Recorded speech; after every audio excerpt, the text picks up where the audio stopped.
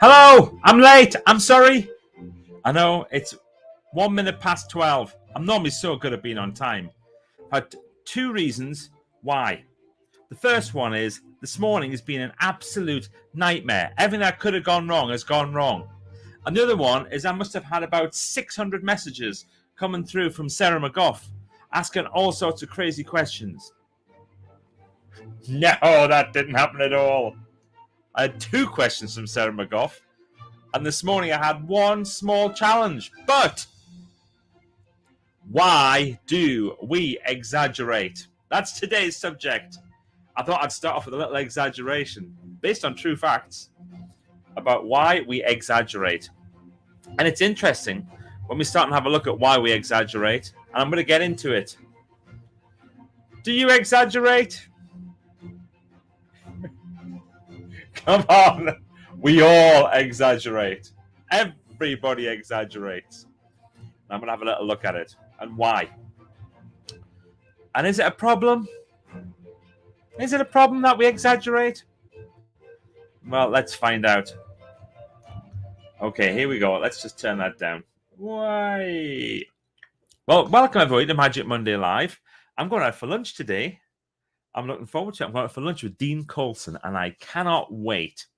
I'm really looking forward to it. Dean and I have been attempting, obviously not very well, to set this lunch up. He's been better than me. He keeps giving me dates, and I'm unable to do them.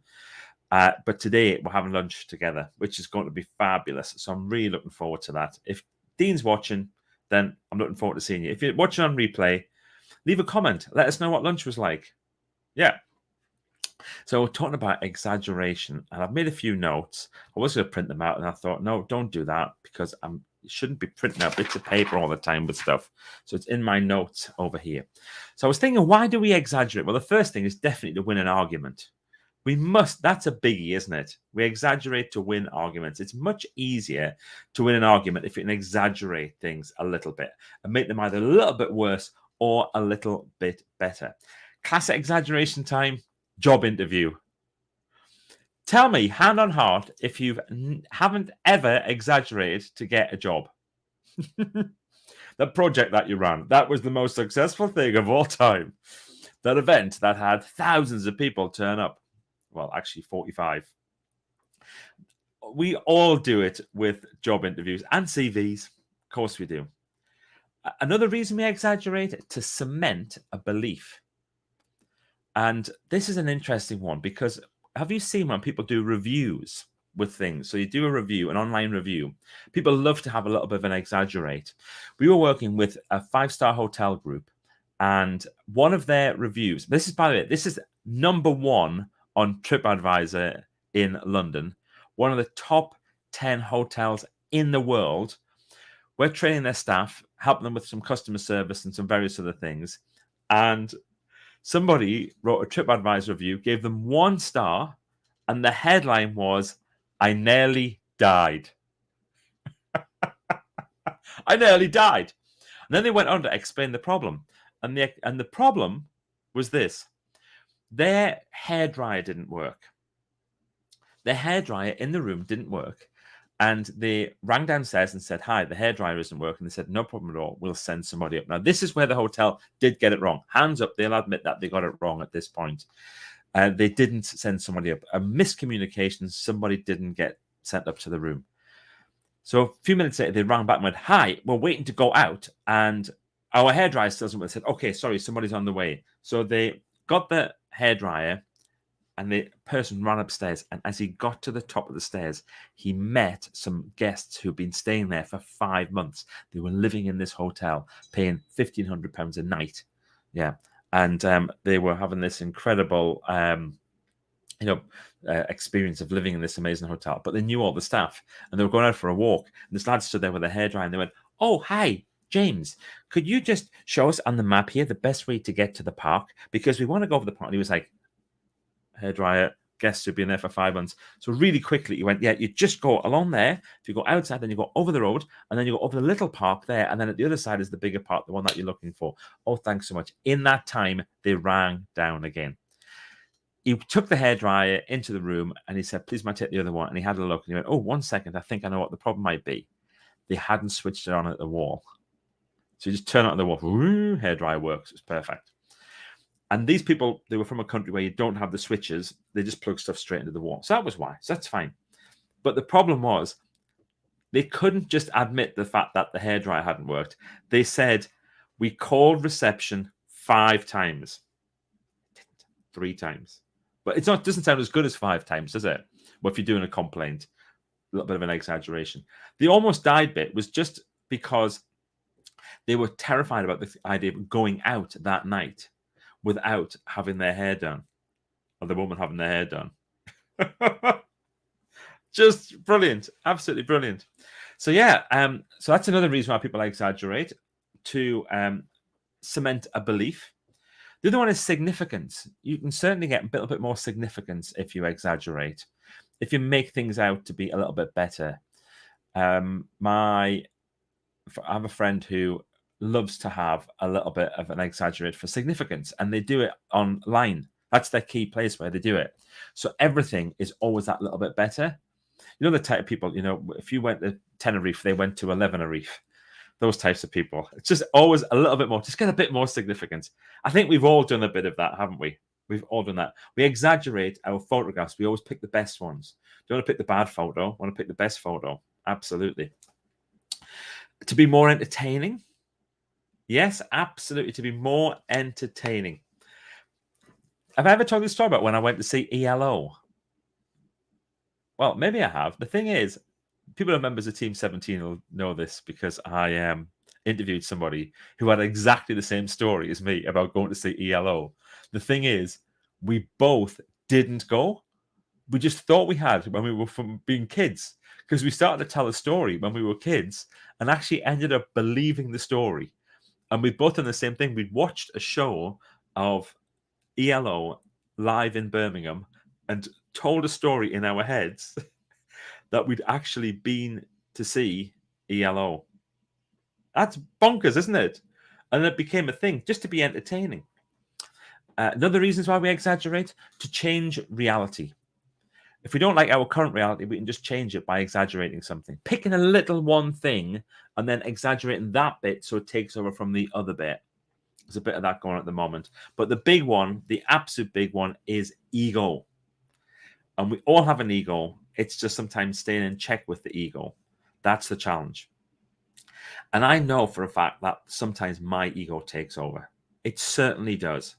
Oh my goodness. Why on earth do we allow our egos to take over and to exaggerate things just to make ourselves feel that little bit better? It's a funny one, isn't it? So what's your experience? Why do you exaggerate? Why have you seen other people exaggerate? Pop something in the comments. Go on. Let's have a little look. I hope, by the way, that we're going to get the most comments ever for this one. Our record so far is about 100,000 million comments. We're going to see if we can get more than that. Right. Gail is here, tuning in from Warrington. Hello, everyone. Hello, Gail. How lovely to see you. And then we've got somebody from the Midlands. And then we've got Dave Rogers, who's in Wolverhampton. I love Dave Rogers. And then we've got Ashley Leeds. I love Ashley Leeds. Hello. Good afternoon, Michael, from a warm Sidmouth. Ah, that's nice. Hope you're having a great time there, Ashley. Ashley's got a book coming out, and I'm going to be mentioned in it 28 times. Not 28 times. I think I get one mention, which would be lovely. Thank you. Steve Kelly's here. Hello, MH and everyone. Hello, Steve. I love Steve's session yesterday. If you're not a member of How to Be Brilliant, go to How to Be Brilliant and look up Steve Kelly Pro and have a look at the amazing sessions that he does. Yesterday, he talked about simplification. It's such a great subject. Simplifying our lives, simplifying how we do things. And he had some superb ideas. Nah, there's someone who never exaggerates. Jennifer Flint from a wonderful Whitley Bay, Wild Egg HQ, non-stop glamour. Going to speak to a group of writers at Shiremoor Library this week called The Scribblers. Yay! That's good. So Jennifer's book's out. It's called Wild Egg. It's up there. It's the one above the eye on Brilliant. Can you see it? Just there. Nice and bright and yellow. See how it stands out? Good call on that jacket. He's Matthew Bird. Hi, everyone. Matty in the Land of Smiles in Thailand. Matt is doing a session with me. Everyone's involved with something at the moment, which I really love. And Matt's doing a session with me about how to get your book printed Typeset and print ready. Yeah, he's doing that with me. 6 o'clock tonight, which is going to be fun.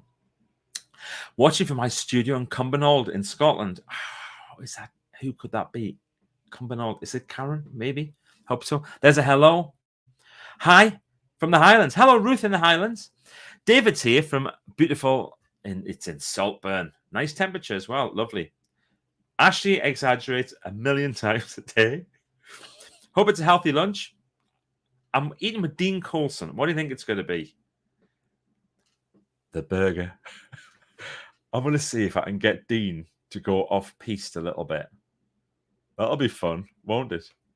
Good afternoon, everyone. Hello, Dawn. How lovely to see you. Enjoy your lunch, Michael Heppel and Dean Coulson. We certainly will. Hello. From the Maldives. Maldives or Maldives? Don't know. I can't listen now. Just want to say hello. I'll watch with better. That this must be Fiona Sechu's there. I'm sure it's going to be the healthiest lunch in the world times 10,000. Of course it is. Having lunch now. There's about 3 tons of leftover Chinese. Oh, leftover Chinese. The best leftovers is Indian takeaway. If it's not Sunday lunch, leftovers, but Indian takeaway. Next morning, cold. Or ages since I've done that.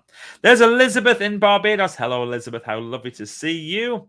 Did your dinner date turn up the other day? Yes, it did. My dinner date did turn up. It was Paul Mort. I had lunch with Paul Mort last Friday lunchtime. He was half an hour late, but it didn't matter because we sat together for 3.5 hours. And then he exaggerated there and said 4 hours, but it wasn't. It was 3.5 hours. It was mega. Here's KC. Hi. From High Wycombe, where we had a monsoon rains and we're floating along to Sainsbury's. Okay, it only drizzled for about 13 seconds. I don't know if I can show you this. Yesterday, we went out for a mega walk and the rain was absolutely extraordinary. We were in, let's see if I can do this. I don't know if you can see that. Can you see that rain? That was yesterday. It was hot and sunny, and then we went out for a big walk, and then suddenly it absolutely tipped down to the point where this, hang on, I don't know if I can show you this bit. Oh, man. Oh, here we go. Look, this is the cars. See the cars going past? Look at that, man. This is just bonkers, isn't it? That was off about 10, 15 minutes of rain in Whitley Bay yesterday. Yeah. Anyway, enough of that. Worst rain ever. The entire whole of Whitley Bay was flooded. It's Tynemouth, actually.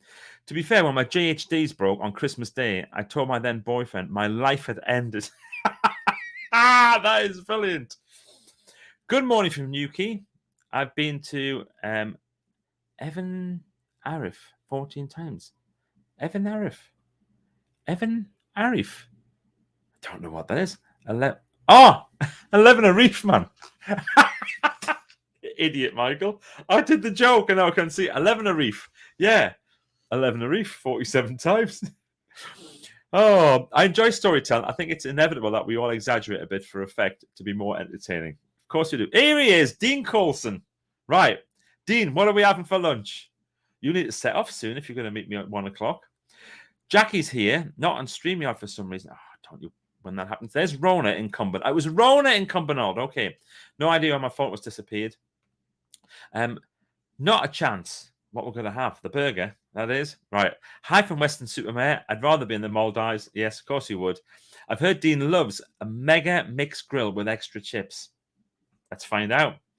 Did I remember right that you're going to post a video of you open my copy of Wild Egg? Not if you keep asking. It has to be a surprise. You see, keep pushing me and I'll stop. Jennifer, I'll go the opposite way. I'll never open it. Yeah, of course I'm going to. It just, at some point, just give me a chance. There's a lot been going on. A lot of stuff going on. Probably the best in the world. Probably. Hello, Rob. Nice to see you. And StreamYard.com/Facebook. That's the magic thing. Haha, says Jennifer Flint. Right, that's it, folks. Hope you have an absolutely outstanding sunny marvelous week, and we will see you again next Monday for more Magic Monday Live. Bye.